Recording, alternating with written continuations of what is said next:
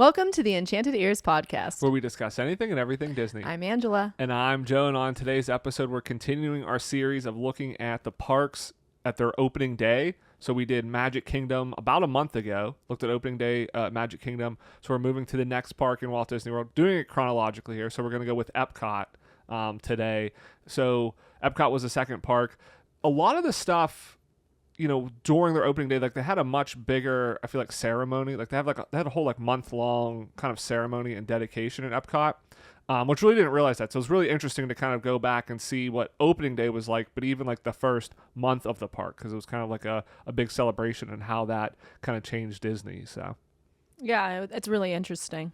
Before we get into the Disney news, though, I do want to give a shout out to one of our listeners, Heidi, who actually reached out after our episode a few weeks ago about, like, is Disney losing the magic? And we kind of talked about that and everything. Mm-hmm. And she brought up a good point that, you know, Disney seems to be taking the approach that they're assuming the parks are always going to be full.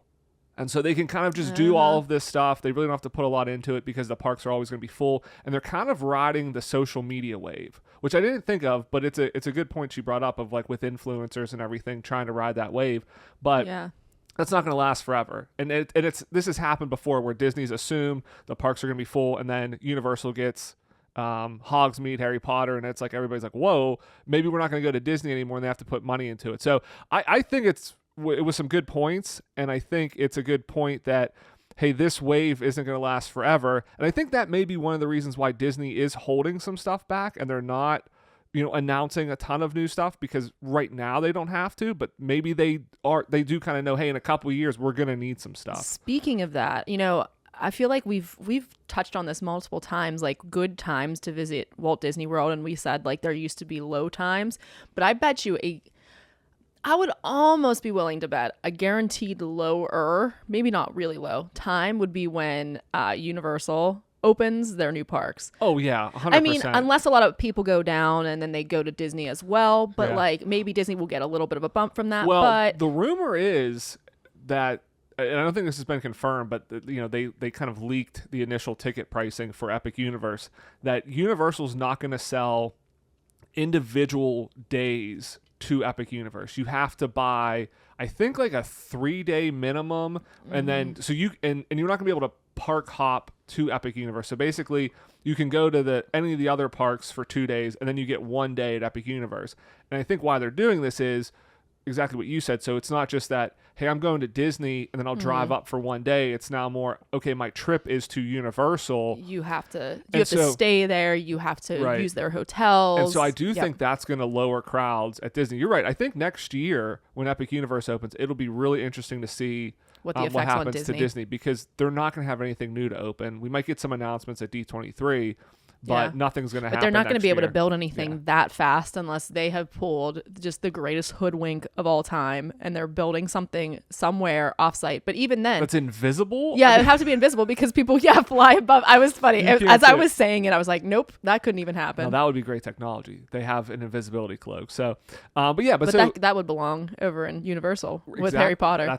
That's maybe when they were in talks. So amazing. Maybe when they were in talks to get Harry Potter initially. Yeah, we did an episode about that a long time ago. They built an entire invisibility cloak. Yeah, exactly. Mm-hmm. I also want to say that, you know, Heidi mentions that she listens with her family. Her and her daughter, huge fans of Living with the Land. They're on Team Living with the Land.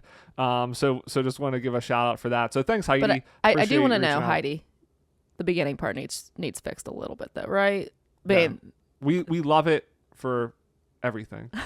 I love the plants. That's my favorite. Yeah, that's awesome. It's a great attraction, and there's other people out there that agree. So I wanted to bring that up. Do you tell your daughter about how there used to be alligators in it? Because that was super cool and kind of insane. Do you remember that? I do. Yeah. Like right where all the fish were? Yeah, where all the fish are. Yeah, they had the alligators. I remember that as a kid. Yeah, like if we ever had a kid, I'd be like, yeah, there used to be alligators right here, and they'd be like you're tiny lying. Ones. They weren't big. They weren't like big gators. They were little. So all right. But yeah, so thanks to Heidi for reaching out, Heidi. And thanks for listening. And say hi to the fam. Or I guess I could say hi to the fam. Hi, fam.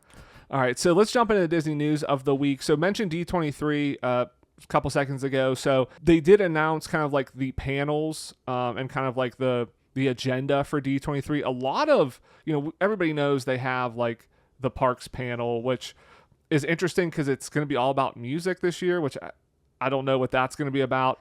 They have the movie panel, that sort of thing, but they have a lot of other stuff throughout the couple days there, like a lot of like Nat Geo Yeah, things. there's Nat Geo stuff. Yeah, so that's all been out. We're actually going to preview D23, kind of talk about like our predictions in a couple of weeks here. So we'll get more into that. But just thought that was kind of interesting, just how much it seems like they have going on. And then, yeah, that whole thing about music. I don't know how that deals with parks and ships and stuff. So we'll see about that. But did want to mention over at Marvel, so we're going to be getting the new Deadpool and Wolverine movie coming out this week. The Avengers, the next two Avengers movies, 5 and 6, they've kind of been in flux for a while. It now sounds like Marvel is talking to the Russo brothers, who directed Infinity War and Endgame. It's like they're trying to date them again. Like they're talking to, Yeah, the two best Avengers movies. Yeah. They're in talks to come back and direct 5 and 6, which, hey, it worked before when they gave them, a back-to-back Avengers movies, and it seems like 5 and 6 was kind of the same idea where one was going to lead into the other. So I think this is great. It seems like if this can happen, I think people will start talking, hey, Marvel's back on track, but it'll be interesting to see if this actually comes to fruition. But I have concerns here because I feel like they had the phases so well worked out that Infinity War and Endgame were always going to end in that place. So the people that are like at the helm, of course, like they made a difference and they really delivered well on that, but it's not going to fix the lack of a storyline that they've kind of had since Endgame. Well, that's why I think it would be good if they put them on board, because the Russo brothers, not only did they do those two Avengers movies, but they did Captain America Winter Soldier, Captain America Civil War, which kind of led into basically those Avengers movies. So I think if you get them on board now, we are probably 3 to 4 years out before these movies come out. They can kind of come down, like you're saying, with a direction and saying, okay, these are what these movies are going to be. This is how we have to get the pieces in place. Because you're right. I think that's been a big problem with the movies lately is they're just making these movies and they don't have a clear direction of how they're going to connect. And so I think you need that, and you need, again, the Russo brothers know what they're doing, kind of a strong voice to say, all right, this is exactly where we're going to go.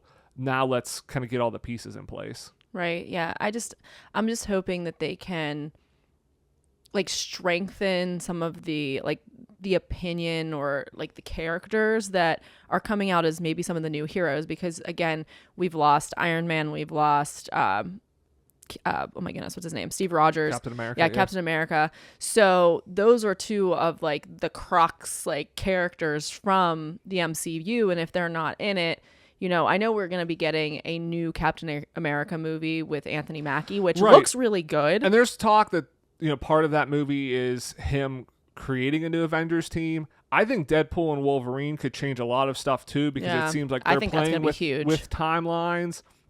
So I think that's a way for them to maybe reset some of this stuff as well. So I think it'll be interesting to see what happens, because that's the only movie coming out this year is Deadpool and Wolverine in terms of Marvel. So I think that comes out. It's interesting that comes out like right before Comic Con and D23. So I think some big stuff could happen there that they could then announce some movies. It's like a springboard. Yeah. So I think it'll be really interesting to see. So one more thing I do want to mention before we get into our main topic. So a couple weeks ago, Angela, we were talking on one of the episodes, and you mentioned like when you went to Disney as a kid. I think it was on our Magic Kingdom one. You talked about like these like blue glasses. Oh yeah, that you got as a kid. Yes. So I scoured the internet for them. I checked eBay. I looked for vintage blue goblets. It was a lot of like Mickey Mouse, like ice cream goblets and things. I have no idea where these are, what they were. So I think they were from like Cinderella Castle. Yes, or something. that's what you said. I looked for Cinderella glasses, all sorts of things vintage. This is the closest I could find. So Andrew, is this the glass? So I found these on eBay. These were the closest things I could find. Is this it? This is actually from 1994, so it's around the time you would have gone as a child. This is actually, it's not a Disney World specific, but it is Disney animation, and I think it's celebrating kind of animation. But I figured back then they kind of just sold merch everywhere, so there's a chance this could have been there, and it's blue. So is that it? Did I find it? Is it close enough? I think this is totally 100% not it. But not it. Come on. That's the best I could find. But I think it is. I mean, it has a nice weight to it. It is really cool. This is definitely the blue of the glass. Yeah. I really want to know. I actually think though this does make me think that maybe it was just the bottom that was blue and the top was clear. Right. I really like. Well, we have 4 of those now, so it's close that's enough. amazing. Close enough. This is really funny because you and I talked about stemware last night. Yeah. And I did not know at all. I said, thanks, babe. You're welcome. I didn't know about this. I may or may not have used your iPad a couple weeks back and saw you were looking this up, but I forgot all about it till just now. But yeah, like so we were just talking about this last night, and these are very, very cute. So yeah, so I will the best probably I could drink find my sparkling water in terms of timeline, in terms of they're blue, they're fancy, and again, I don't think those were necessarily sold at Walt Disney World, but I thought, hey, there's a chance for anything. Yeah. So yeah, for podcast listeners, if you're not watching online, but yeah, there's like a little. I don't know. It's like a little frosted glass, and it says a date, December 9th, 1994. And it's the Fantasia Mickey hat. Yeah, is it's a on Fantasia it, yeah. Mickey. And then there's I don't know. I think it is for the animation studio. Yeah, is I believe what they're and for. And the top is clear, and the bottom is like a really pretty royal blue. They're like flutes. It's like a flute glass. It's like it's a flute. So and it has a nice heft to it. It's glass. So maybe I could. Oh no! Here we go again. Oh, listen to that. That's nice. I feel like that's some sort of ASMR thing. Oops! Watch me break one right on the camera. So. All right, well, that wraps up the news for this week. Let's get into our main topic. So, what was it like opening day at EPCOT? Now, before we get to the opening day, nice shirt, by the way. Thank you. Very thematic. That is a good point too, because it was originally called EPCOT Center. So this is not from opening day. I could have lied. I was like trying to be like, oh, this is opening day Epcot. No, but that's what it was called, opening day Epcot Center. But what I was going to say is before we get to opening day, kind of looking back at the history of Epcot, because famously Epcot, the theme park, was not the original idea for Epcot. The original idea for Epcot, it was basically Walt's like next step. Like, you know, he did animation. He kind of changed animation in movies. And then he was like, okay, I got to do something else. I'm going to do this theme park thing. And he kind of like devoted all his attention to the theme parks. And then with Disneyland, super successful, kind of like created a whole industry there. And then he was like, okay, what am I going to do next? And, you know, the Florida project, you know, ultimately we got Magic Kingdom and then Epcot there, but like he had grander plans. Epcot was supposed to be a city. Epcot actually stands for Experimental Prototype Community of Tomorrow. Oh, you should have let the listener guess there. I feel like a lot of people know that. I feel like that's pretty common now. I feel like maybe even a decade ago it wasn't super common, but I think a lot of people know that. Mm-hmm. But it was basically Walt's dream for this like utopian city. All the way back in 1966, he actually said Epcot will take its cue from the new ideas and new technologies that are now emerging from the creative centers of American industry. It will be a community of tomorrow that will never be completed, but will always be introducing and testing and demonstrating new materials and new systems. And Epcot will always be a showcase to the world of ingenuity and imagination of American free enterprise. So what he was actually talking about there, though, was a city. I mean, you could see that as a theme park because that's kind of the idea behind Epcot of what we ultimately kind of got as a theme park, but he was talking about a specific city. So it's interesting, that was his next big idea was kind of this like urban planning thing of like he was going to revolutionize cities. You know, there was talk that this was going to be like completely enclosed so they could like control the elements. There was going to be a people mover system. There was going to be like underground trash system, kind of like what they used at Magic Kingdom. Yeah. Like a lot of the ideas got into the theme parks. But he really, I think, was past theme parks kind of at this point. Yeah, I think it sounds like from things that I've read about Walt Disney is that he was constantly moving on to the next new thing. Like he was never able, and again, maybe I'm exaggerating this a little bit just from like an impression, but it wasn't like he is a person who sat back and really enjoyed what he created for too long, and that he was constantly... I think he enjoyed it, but I think he was, as a visionary, he was always looking ahead of what else can I do? Like how, like what else can I do? He talks about technology and industry. Like he was always looking for, like he did that with movies. It was like, okay, sure, we can do hand-drawn animation, but what if we invented a new camera or we had sound?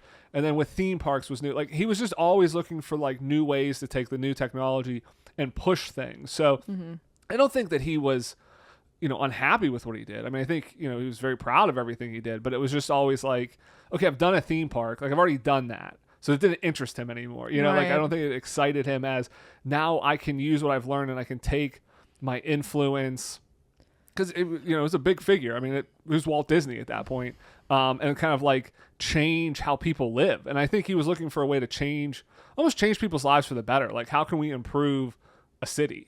Right. So how, in the scheme, like the grand scheme of like the ideas that Walt had, where did EPCOT fall in, like, you had Disneyland and then Magic Kingdom EPCOT, or EPCOT Magic Kingdom? Like, did he come up with this idea? He obviously wanted a Florida project, right? He had the Florida project. I mean, that's what, 1966 when he was buying the land. I mean, he was looking at. So he wanted to integrate the two. He was Magic Kingdom came about after he passed away, and they said we want to build a theme park. Like they abandoned this idea of a city. I mean, Walt's idea was a city. I think the theme park was kind of the initial thing to kind of get people there, but he wanted this city. He wanted something, larger than that. And one thing I thought was interesting was the Reedy Creek Improvement District, which is, no longer around famously. It was created in large part because of Walt's desire to build the original version of EPCOT as a city, because he knew if he was going to do this, he wanted to have kind of more control and that they would be able to build quicker and go quicker with little government interference and kind of control their own destiny to a certain extent. I guess like my next question would be, it's interesting. He must have been like just very like quick to pick up on things, because you got to figure when his background was kind of in like newspapers and animating, and then he kind of like innovated into the theme park industry, which really didn't exist. And then I'm sure from there he started to get connections. Like I know that he had connections and he had like dinner clubs, I think, that people would come to that were like of higher status. So obviously there's probably somebody in his ear talking about that, but it's fascinating to me to picked up on think that like he knew, I have to establish Reedy Creek in order to not have to deal with all the governmental red tape. Because I mean, like as a normal human being, like, and the internet didn't exist. So it's not like you're like, how do I start my own? Yeah. Like he talked to somebody and somebody must have, dropped that in his ear. Like, oh, this is what you're thinking about. Well, just know that you're going to get a lot of this. So, and I think even some of that was, again, just him going like Florida in general. Like he learned so much that he built Disneyland, and then how quickly everybody else built up around Disneyland. And he immediately realized, I need more space. I need to own everything around it. So that's why he looked at Florida. And I think the extension of that, and the logical extension of that, is, okay, I own all this land. And it was kind of like, I don't want somebody telling me what to do, to a certain extent. And especially when he's trying, his vision is, I'm going to build a city unlike anything that's ever been built before. And so how are people that build cities the old way going to tell me kind of what to do? I think the other thing that's so amazing about Walt, this is kind of getting into like a Walt like love fest here a little bit, but it's so tied into where EPCOT was coming from. But like even to your point of like how he started in newspapers and animation, but then he turned into theme parks and robotics and animatronics and everything. He didn't know how to do all of that stuff himself. Like the fact that, and there's something amazing about those type of people that can find people, and even the people that worked on it. The original Imagineers were animators, and he's just like, you guys know how to problem solve. I know you'll know how to figure this out. And how he can like expand across those domains, to your point of like, how do you even think about something when it's like he's never heard of robotics, you don't know anything about it. Animatronics. Well, so it's amazing. And like I was just sitting here thinking, like, that question that people love to ask, if you could have dinner with anybody dead or alive. I never ever would have considered Walt Disney until just this moment. Just to pick his brain as somebody, because it's just like, I think that the way that he must have thought was so different than the way that most people think. It's so out of the box that it would be really interesting to get a snapshot of that man's brain and just like kind of learn and hopefully pick up something, like, because it is just, it's fascinating. If you believe the rumors, you could still access his brain. It's under Disney World. But Reedy Creek. So Reedy Creek was actually created in 1967. So that early on, again, of even predating Magic Kingdom and things like that. So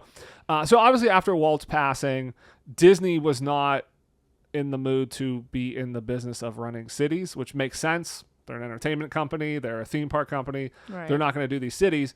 But they took the Epcot name and kind of took that idea of technology and innovation and said, let's make this our second theme park. Let's, kind of honor what Walt's idea was, but make it into a theme park, something we know. So the interesting thing is they couldn't agree on an overall theme though.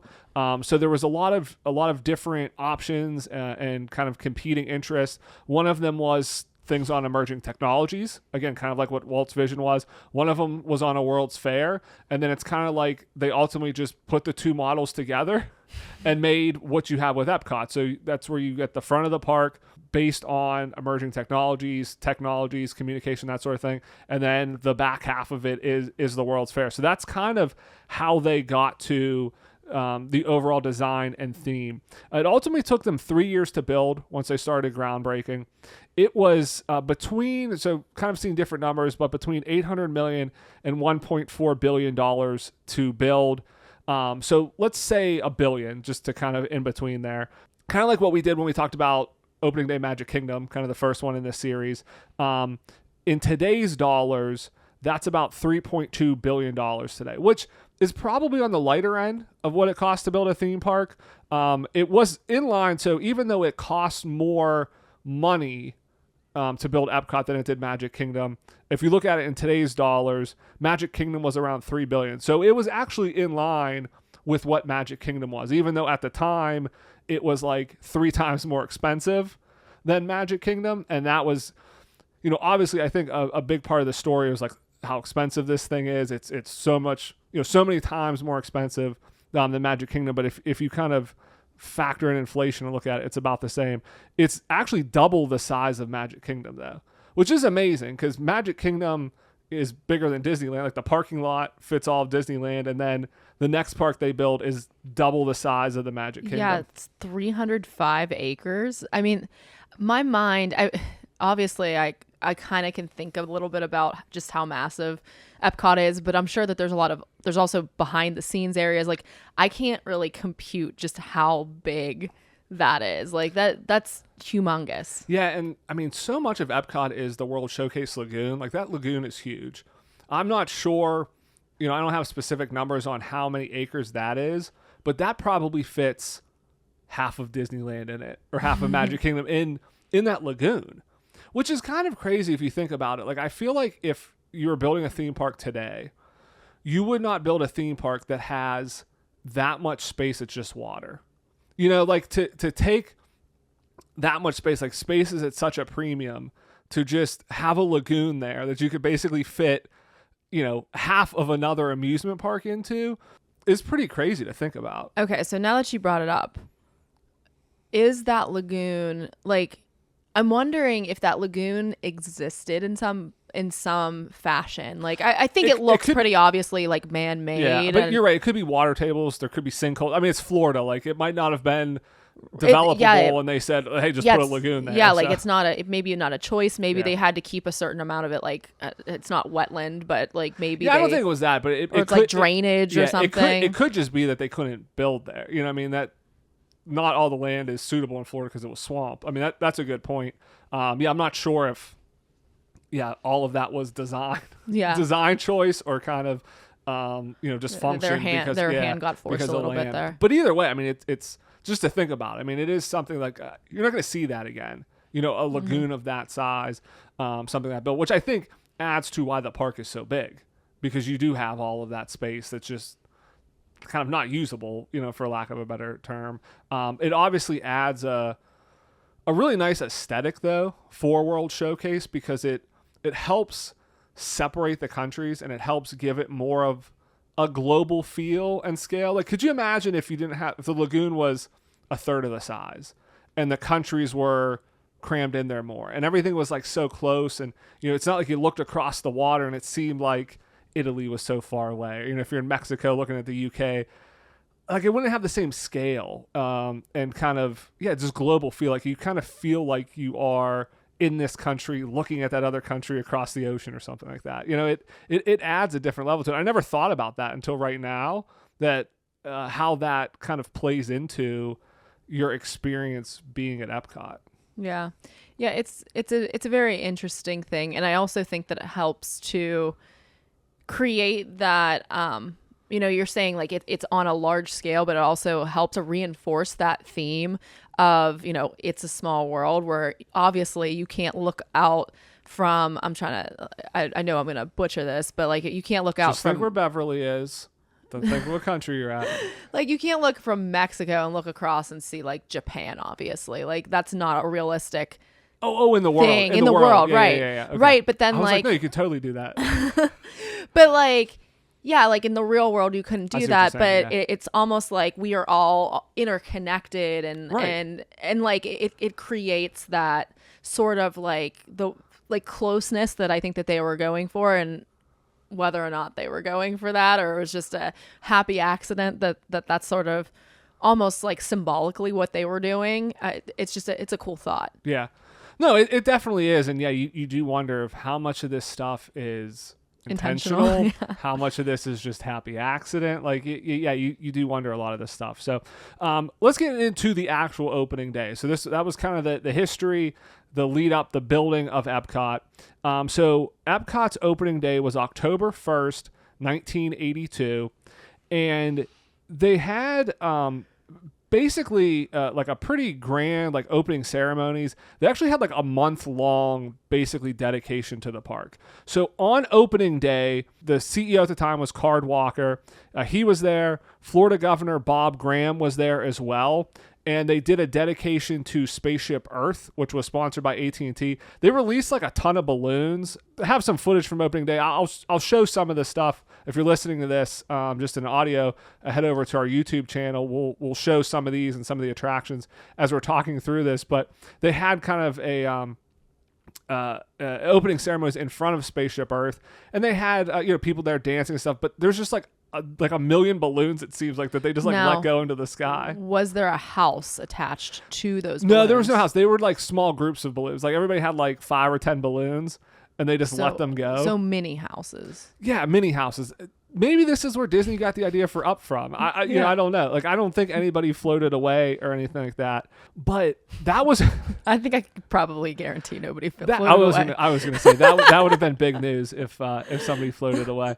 But that was opening day. And then basically through the month of October, they had like mini dedications, not necessarily every day, but they went through and had like mini dedications for the different rides and like World Showcase pavilions, like for the individual countries. On October 24th, 1982, this is when they dedicated the Fountain of Nations. And this is really interesting. So cool. Because they actually brought, and it makes you kind of sad that they tore that fountain out because of like what it stood for. And they kind of did this too when they opened It's a Small World, where they had other countries come in. But what they basically did is they had people from other countries or representatives, but they had water from 23 other countries, either from oceans, streams, whatever. And when they dedicated the fountain that was behind Spaceship Earth in EPCOT, they poured the water into that. And so it was like a symbol of, unity and togetherness and stuff. And it's like, that's what EPCOT was all about originally. You got to think about this opening day, looking back at it. It wasn't an IP park. It wasn't about Frozen and Guardians of the Galaxy. It was about It's a Small World, this togetherness and World Showcase, and about sharing ideas and about, innovation and just how cool that ceremony was. For the greater good. Yeah, it's just incredible. Yeah, I now that you bring that up, it makes me really sad. I wonder if they I'm sure that water. That water's been gone through multiple times. It's more symbolic. Evaporation, but you would think they could have figured out a way to maintain that fountain. Obviously not the scale, but have some sort of water feature in there, you know, Yeah. or something. Even with, I mean, Moana Journey of Water, have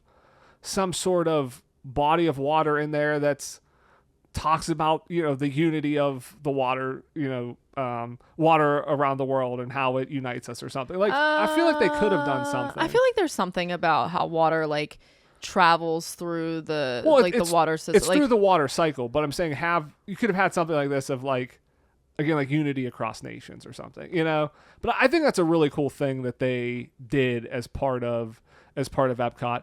Another interesting thing, and I don't know if this was on opening day, or I think this was kind of like later on whenever they did the actual grand opening dedication, which took place on October 24th.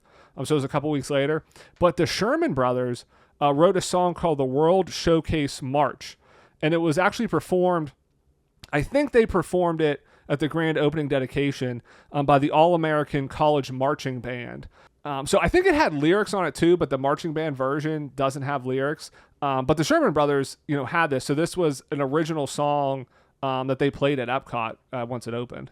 It's so fascinating to me just how integral the Sherman Brothers were to Disney, all early Disney. Well, especially EPCOT. I mean, they wrote a lot of the songs at EPCOT. Right, exactly. I mean, and Small World, right? Well, yeah, some of the theme parks, but I feel like EPCOT, I mean, they had the World Showcase March. They had One Little Spark with Figment. I think they did some of the other just background music at the parks. Like, they were all over EPCOT. So now we're going to talk a little bit about the opening day attractions that were there. So there were a couple different areas of the park. One of the areas was Future World. And there they had Spaceship Earth, which was, as you already alluded to, sponsored by AT&T and was all about communication. You had a space station up at the top. And then apparently, like, that's still there today. So there's like talk that in that shadowy areas where you can't really see at the top of Spaceship Earth that there's like a because there was astronauts working on a space station when you get to the very top, and you no longer see it. It's no longer illuminated, but apparently like that space station's still there. And you know, not necessarily for researching this, but I've seen videos on YouTube from like the 90s, like older like home movie videos of people taking a tour of Spaceship Earth. Whoa. And so I don't know, like, was this something, I was trying to look this up to see, like, was this something Disney did? Was this just like a one-time thing? But people taking a tour, walking them through Spaceship Earth, walking kind of through the backstage, going up to the top with flashlights, with the lights on to see that set, to walking through and seeing, you know, the wall and the outer shell of Spaceship Earth. Absolutely phenomenal. Like, wow. I don't know how frequent this was or like how often this happened, but that would have been crazy to do that. You know how I'm sure it's a safety thing that Disney doesn't do it anymore, but I was just gonna say, you know how Disney does those like premium VIP tours that you can name what you want to do. Oh man, what if you could add that to your list? Yeah, if you could add that. But there's definitely, I mean, look it up on YouTube. Like, there's people and they're old like home movie. You know, this is pre-cell phone. This is like pre-cams. This is like camcorders. Yeah, like when they didn't focus and stuff. So in addition to Spaceship Earth, there was Universe of Energy, World of Motion. So that was like Spaceship Earth, but for motion and travel. Yeah, so this is, it's Test Track now. So it's where Test Track is. But it was an Omni Mover. So the original version of World of Motion was an Omni Mover, and it had animatronics and everything. It was like a Spaceship Earth. It was a narration through how people traveled. It was sea travel. It wasn't just cars, you know, sea travel, plane travel, all that sort of stuff. But it was all focused on that. So it wasn't, you know, like the Test Track that you know today. And it's interesting because they're talking about the redo of Test Track. And they're talking about going back to more of the original idea of World of Motion, of this is going to be our history of motion. So I don't know if they're going to pull some of this stuff back in with animatronics or with, you know, other forms of transportation, or if it's going to just stick with vehicles. But this was a really interesting one, again, to kind of see and to go back to and kind of see, you know, old videos on. Journey into Imagination. So this is the original one with the Dreamfinder and Figment. That was an opening day attraction over at EPCOT. The other one is the Land Pavilion, which is is the best pavilion. I mean, let's be honest. The Land Pavilion is the best pavilion. So you had Listen to the Land, which is basically the same ride as Living with the Land. They just called it Listen to the Land. Very similar because it still had the greenhouses. It's just kind of like the pre-show. Not the pre-show, but like the beginning part was a little bit different. Like it would go through like the growth cycle of a seed and things versus just kind of like the rainforest, like the stuff it has now. But for the most part, it was very similar.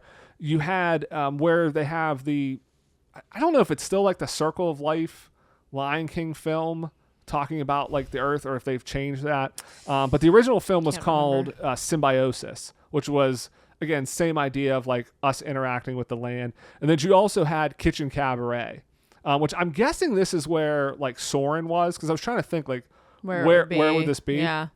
I think this is over there. This was, I'd never seen this before, and we'll show like some footage of this as we're talking through this. This was crazy. I've heard people talk about it before. The Veggie Fruit song, where you have like a dancing, singing and dancing broccoli, and then you have these like, you have the humans singing because it's like a cabaret, but they're kind of in like risque outfits, kind of almost like very seductively singing, and then you have like a singing milk. It was trying to teach you to eat a balanced diet and stuff, but this was a bonkers wild thing. I mean, the 80s were a crazy time for Disney. Yeah, I was, again, the footage that exists is pretty old and pretty kind of like suspect. So it was hard to see everything very clearly, but man, it was bizarre. Kind of cool, but kind of weird. I do like the veggie fruit though. I do like the broccoli singing and dancing and all the different like fruits and vegetables singing and dancing. It's towards the end of the show. It was, towards the end of the show. But I see why people like that. I think it's amazing. You talked about like the video's really old because this is like home movies and stuff, and it's, the quality suspect. Is it not amazing though how you can just go, I want to see Kitchen Cabaret from the 1980s, and somebody's like, oh yeah, I videoed that and I put it on the internet and it's on YouTube. Like how did people think to film all this stuff? Or again, the few people that did film things, because it wasn't like video cameras were that popular. We're looking at old pictures of Disney World when I was a kid in like the early 90s, and my dad had a camcorder that was this big. Like, it was like he was like a TV producer. Yeah, how many people? I should see if he has movies. I was literally waiting till you were finished talking to say, who probably has footage of some of these rides? Your dad. I should look this up. But like, not many people were walking around with a camera like that. And then, so the few people that did, again, there was at least one person that still has the footage. I was like, I'll put it on the internet. We should ask, and then we'll put them up on our YouTube channel. Yeah, see what we have. But Kitchen Cabaret, it was something else. That is definitely a term for it. And then the last main part in Future World is Communicore East and West. And this was basically merch, so kind of like it is now, a big merch shop. But then it was also all about computers. And the kind of main attraction of it, which I think this is pretty awesome, it had the actual computer that ran all of EPCOT. And so there was like, it was like a tour, it kind of sounds like, of maybe even like a movie kind of teaching you about computers, but like the ending of it was seeing like the actual mainframe in the middle of the park, that runs everything. That would have been like a cool thing to see. Well, right. This was and like I'm pre-computer. This was like everybody has a computer. This was like, I'm sure it was a full room computer, gigantic, fans everywhere. Like, I'm sure that it was a monstrosity and something to kind of behold. Yeah, and of course, some of it probably seemed like magic at the time because, again, this is really pre-personal computer and before anybody really, unless you were in that business or like a super top of the... I don't even know that was a business then. You know what I mean? Like this is like... Well, I mean, pre-PCs. People probably worked for IBM and working on computers. Right. Like there would be people that have that knowledge. Few and far between. But like unless you're either in that profession or like you're a super nerd and you're like, oh, these computers are so fascinating. Like, you would have had no like, Yeah, I mean, you go on the Keys of the Kingdom tour and they take you in the utilidors and they're like, yeah, that like button right there, that's the computer that runs Magic Kingdom. And it's like a wall of like 3 buttons. And they're like, they push that one and all the fireworks start. They push like that one and they can see like any of the ride cameras. And it's like, that's it. You're right. Like probably EPCOT, it was probably like a 2-story room of like, this is the computer that runs EPCOT, and now it's just like there's one button and it does all the fireworks. I have no recollection of the button for the fireworks. What? We have to go back. You don't remember that? They're like, this is the control room. This is where they launch the fireworks. They run the parades. Like everything is done from this, like, and it's like a little room. It's like a break room basically. It looks like, and there's like, yeah, they got like 6 buttons to push. I mean, there's more than 6 buttons, but you know what I'm saying? Like they got a couple like security screens. I have to imagine. I would not want to be one of those people because you're like a mole person. Like you're under the ground. It's not like you have windows in your office. It would be pretty like, I don't know, difficult. It was like an office. I mean, it was like an office. The end of the tunnel like opens up. I mean, you could get outside if you need to. But you're right. I mean, like I wouldn't personally enjoy that because I like to see the sun. I can't imagine. I mean, they're sitting in there for the parades. They're sitting there for the fireworks. I don't think they make them sit in a windowless room. I don't know. Maybe they do. Maybe Mickey's like, get back in the room. Who knows? I don't know. Like the South Park portrayal of Mickey. Get in the room. But so that was it for Future World. So Horizons, the Seas, and the Wonders of Life Pavilion did not open till after. So Horizons was the first to open. It opened a year later in 1983. The Living Seas was 1986. And then Wonders of Life was 1989. But you did have World Showcase. They didn't have all of the countries. Morocco and Norway were the only 2 that weren't there in terms of opening day. So on opening day, you did have Mexico, which had El Rio del Tiempo, which means River of Time, at it. And then you also had China, which had Wonders of China. And that's like the River of Time would have been like it's a ride, right? Yeah, so it's the same. It's the same ride that the Three Caballeros. Yeah, it's basically it was a boat ride. Yeah, and it sounds kind of similar where you were going through Mexico. There were people cliff diving, so like it seems like a lot of it was very like similar, almost like a tourism. Like Correct. Here's a snapshot. I mean, it's kind of like what the Three Caballeros is now, but they film new videos and put the Caballeros at the end. So. Very similar. And then the Wonders of China. Depending on the day. Yeah, that's true. We haven't had the cactus in a while. We need to get the cactus back and the fern. Like, I think it's time for the Donald Duck animatronic to break, don't you? Like, it's been a few years. We need to get this fern back. I think even if he doesn't break, they should just randomly, I think Disney should randomly just exchange animatronics for ferns. Could you imagine riding Rise of the Resistance and you get to where the Kylo Ren animatronic is and the wall flips open and it's a fern with whole, and they put a Kylo Ren lightsaber in the pot. Do you know how the internet would break? There would be a 7-hour wait for Rise of the Resistance. I may get on a plane and fly down to be there. Like, how long is this thing going to be there? Yeah, if they randomly did that and you did not know what day your favorite animatronic was going to be a fern. Oh, that would be so Disney, good. Just send me the royalty checks. Yeah, just you do maybe once a week. They just pull out. I think that's too much. No, once a week. It can't be every day. No. Once a week's too much. You need to do it like it's got to be like once every like 3 or 4 months. You got to keep people on their toes. Of like you never know what animatronic it's going to be, what day it's going to be, because you don't want to like ruin people's trips. Because sometimes, what if you flew and all you wanted to do was ride Rise, and then it's Fern Kylo. I think that's a better move than the B mode where they don't have anything there and they just make them a fern. That would be a great one. Yeah, except for they'd have to keep replacing the fern because of all the wind, Oh, I got another one. Dinosaur. Okay. Now, this isn't fern. They're not all fern based here. But you replace one of the dinosaurs with Rex from Toy Story. So like you know how like the one dinosaur comes out and scares you, like when you get a picture and it startles you. Imagine that's just little Rex coming out, and he's like, "Roar!"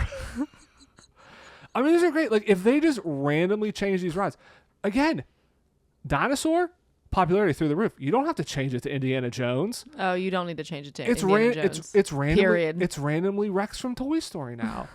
Like you could breathe a lot of new life into a lot of attractions. By replacing animatronics with ferns or unexpected. Use a mop occasionally. Just pick a bucket. My favorite, and you know what? This actually is a really excellent opportunity for Disney to get product placement in there again. You know how like in the past, especially, like what we're Oh, talking about. we're going to talk about sponsorships here in a yeah, second. right. We're going to talk about so product they placement. get like AT&T and stuff. But what if you go to Great Moments with Mr. Lincoln, and then the curtain pulls back and it's just a can of Pringles.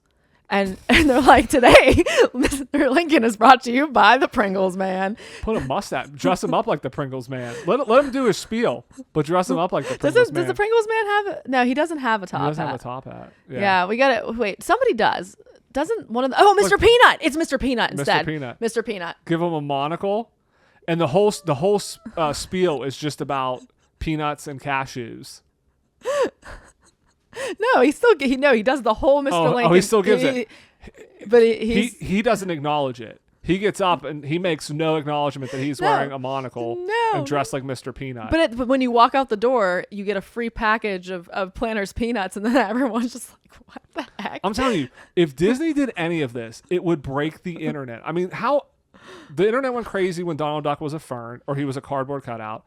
Every time the hand of the guy falls off at Carousel of Progress, everybody's like, his hand's falling off. We got to go. I'm telling you, Disney, like, you should do this on purpose occasionally just to keep everybody on their toes. Or when in Carousel of Progress, when the squirrel got in, it was running through the scene. Yeah, I want to put live animals in there, but yeah. All right, so getting back, we were talking Wonders of China Pavilion. So this was... This is what we're talking about? Yeah, we're talking about Epcot. Wait, yeah, I forgot. We really got off track there. But all of the attractions, so that was the Circle Vision. So like all of the attractions that were there on opening day, it's the same ride mechanism, but they might have updated it with a newer Circle Vision movie, or again, it's the Three Caballeros, etc. So yeah. So some of the other countries we had the Germany Pavilion, Italy Pavilion. You had the American Adventure. So the American Adventure, that is still there. So that attraction, has not changed since opening day. Much to your chagrin. I so laugh that America is legitimately one of the countries in World Showcase. Like, I get, like, we're in America. Could we? It's just. Well, you know what though? I mean, there's a lot of international guests that come to Walt Disney World. So I guess I can see it. I get what you're saying. Like, hey, we're in America. But a lot of people don't necessarily know all of American history, but there are a lot of international guests there, so I can kind of see that. No, you're right. It is interesting, though, that is not one that they've changed. Because all of the other attractions, I guess the only other one is being Impressions de France in the France Pavilion, that movie. All the other Circle Vision movies have changed.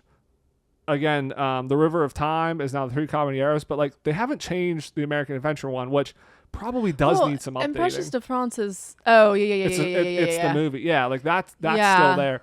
But like they're very old animatronics at the American Adventure. Like there's a lot of animatronics. I think that's probably part of the problem. It's a very complicated thing. But it's a pretty good show. We went to see it. It's not something you have to go see a lot because it's very similar to the Hall of Presidents in terms of like the history and storytelling. And I think the Hall of Presidents is better at it. So yeah, exactly. That's on there. So in addition to America, we have Japan, France, as you were mentioning, which has the Impressions de France. We have the United Kingdom Pavilion. And then the Canada Pavilion has had the movie Oh Canada, which has since been updated. And the current iteration is Canada Far and Wide. Which has the bop of Canada. And also great narrators. Yes. And then, so those were the original countries. Morocco was added in 1984, and Norway with the Maelstrom was opened in 1988. So we talked a little bit about this briefly a couple minutes ago, but the sponsorships. This was one thing I was taken back by when researching this of the opening day of Epcot, because Disney has always kind of used sponsorships to fund the theme park. So, Disney used investment from ABC making television shows to build Disneyland. I think there was an original sponsorship with like McDonald's, or may have even been a McDonald's in Disneyland when it opened, but I think they had some sort of agreement.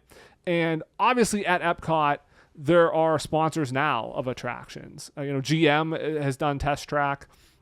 And so Disney kind of always uses this, and they use sponsorships to kind of help fund some of this stuff. The original plan, I think, was to have the countries sponsor and kind of like fund the building of each of the pavilions. I don't know if that was done for all of them. I think a lot of them got corporations from those countries to sponsor them. And they had some presence in the park there, but I'm not sure if all of them did that. But basically all of the like Future World attractions had sponsors. I was kind of blown away by this, of just how much they had in terms of sponsorship. So we mentioned Spaceship Earth. That was Bell Systems, AT&T, basically kind of same company there. Exxon did the Universe of Energy.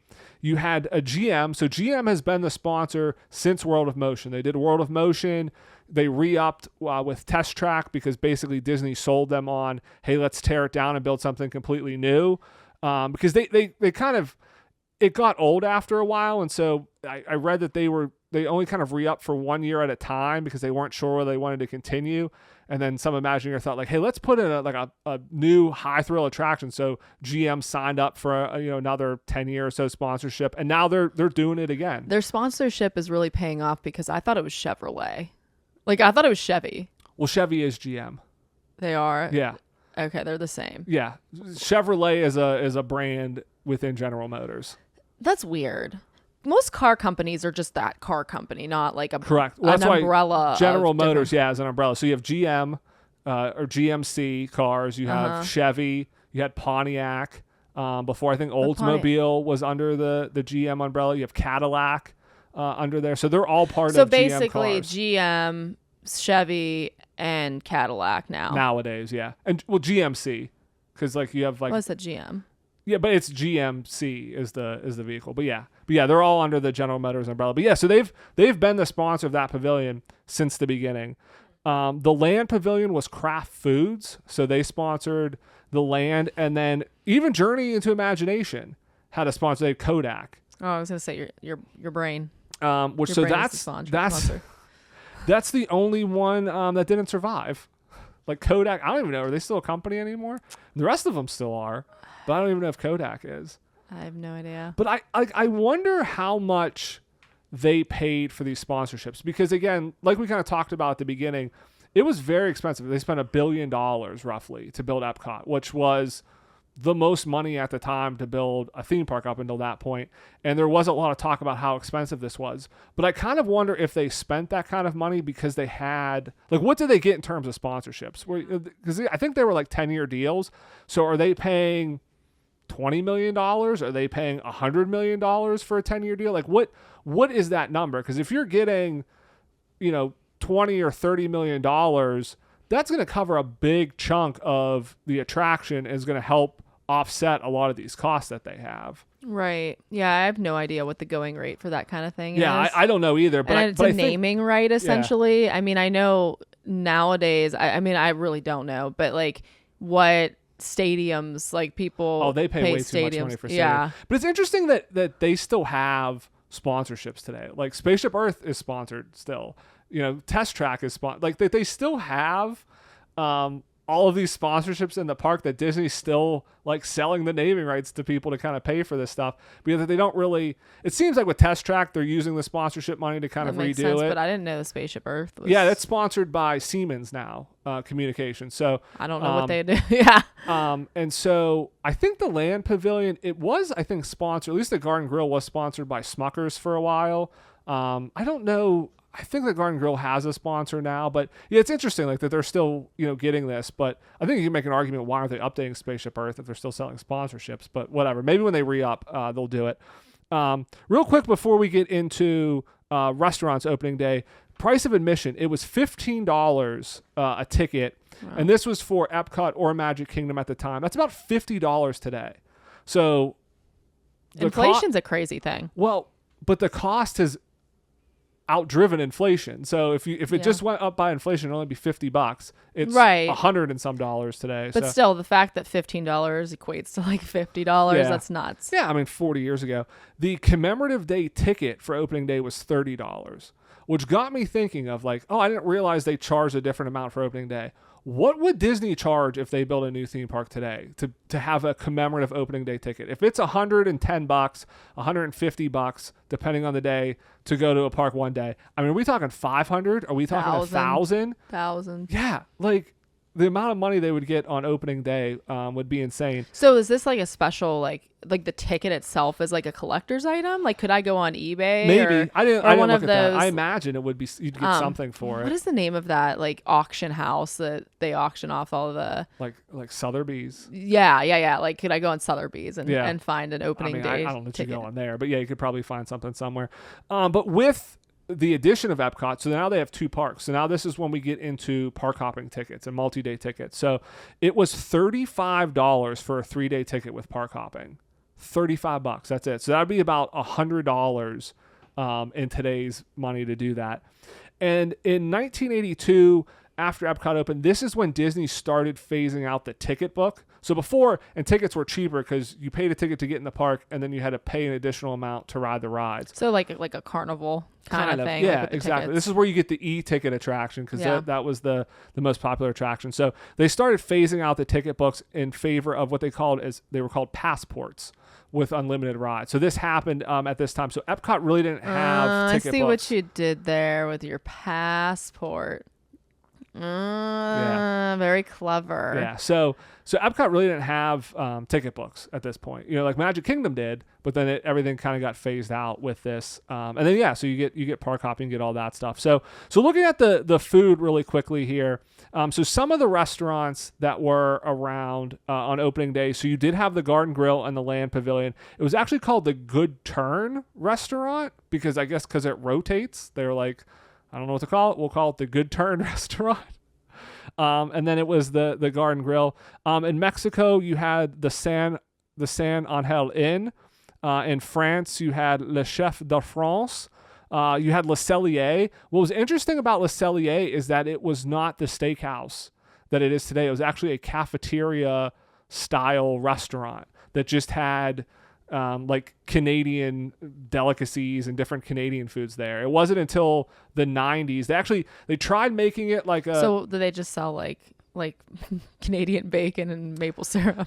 Yeah, so it was basically a quick service. Kidding. It was basically quick service. I mean, it was just like I love a our quick Canadian service, neighbors. Fast service option. It wasn't until the 90s that they tried making it a sit-down restaurant, and they were selling like sandwiches, and it didn't go very well. Like I think that only lasted a couple years, and then they redid it and turned it into more like high-end steakhouse. One of the best restaurants in Epcot. Yeah, so those were some of the opening day restaurants. You had the other restaurants, basically the pavilions like have not changed too much since opening day. So like their restaurants, again, the attractions were there.